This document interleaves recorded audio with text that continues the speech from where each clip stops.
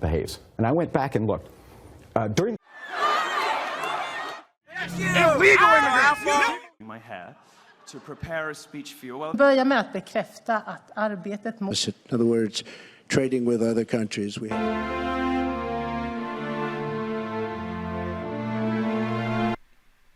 Political correctness is a term some of you might recognize because it has gained so much momentum in today's society. It is a battle between what some perceive to be right and what others perceive to be wrong.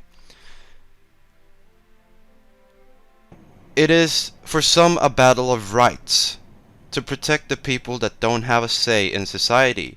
However, it has become possibly more about censorship and other restrictions, which is caused the this battle. There are two sides: the social justice side, such as Black Lives Matter supporters, LGBTQ supporters, body positivity supporters, and liberals. On the other side, we have the truth tellers, often right-wing people or libertarians, such as Donald Trump supporters, gay bashers, anti-fat acceptance movement, and of course conservatives. A large part of this debate was spawned from the election in America. Donald Trump versus Hillary Clinton.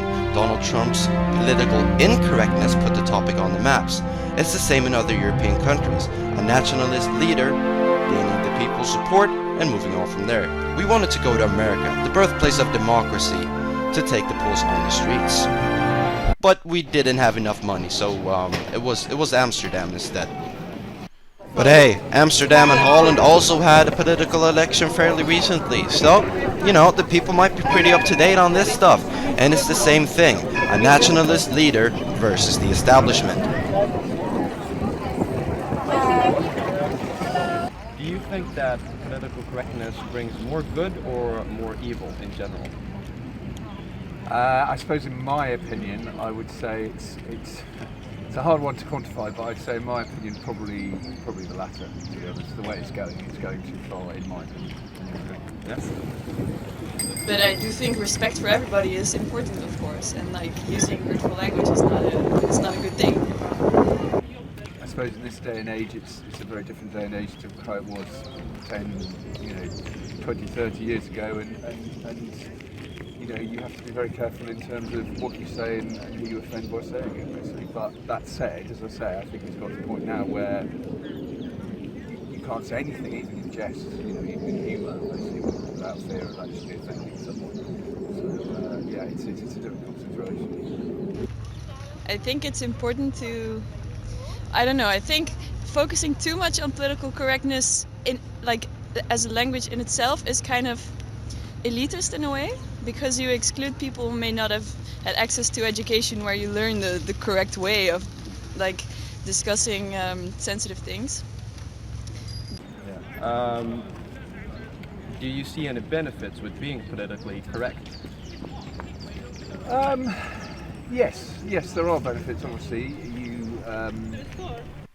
And even though the bald man could not name any benefits, he is right. There are benefits. It might open up for a more warm environment where people can feel comfortable to share their emotions and opinions. However, it also brings risks, such as safe spaces in colleges. Well, this could be a good or a bad idea. However, some people could say it stops the progression of freedom of thought and speech. I think sometimes it's necessary to have separate rooms for groups of people, but in the long run I don't like the thought of safe spaces, because I think it leads more to separatism than that we should accept each other. I think it is pity if there are needs for safe spaces. I think that universities should be the foundation for our future society, where people treat each other in a decent way and have an open mind. If it's needed, we should probably address the core of the problem instead, rather than just to try to hide or avoid it. But if there is a need, I think it could be valid to have safe spaces, regardless of type of oppression.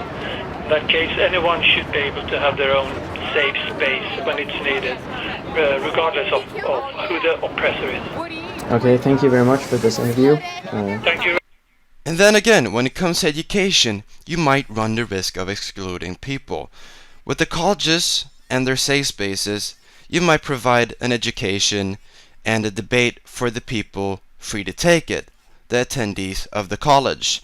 But the people being attracted by the simple rhetoric of nationalist leaders and political incorrectness, they are not very educated. And this is what the young woman from Amsterdam was talking about. Political correctness becomes a tool for the elite, which is very dangerous because, like we have seen, it is very dangerous. These political, not masterminds, but opportunists, say whatever comes to mind, and for this, they win the people. And the elite needs to realize that the people are not politicians. When they do that, we can fight political correctness and political incorrectness at the same time. Because they are the same entity. They present the same threat.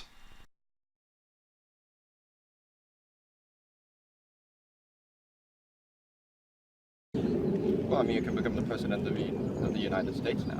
I mean, Yes, politically and correct, affect right? the world. Yeah, exactly. Yeah. Would you be politically incorrect to become the president of the United States? I don't think I'd be quite as bad, no. No, okay. But I might have a couple of issues, yes.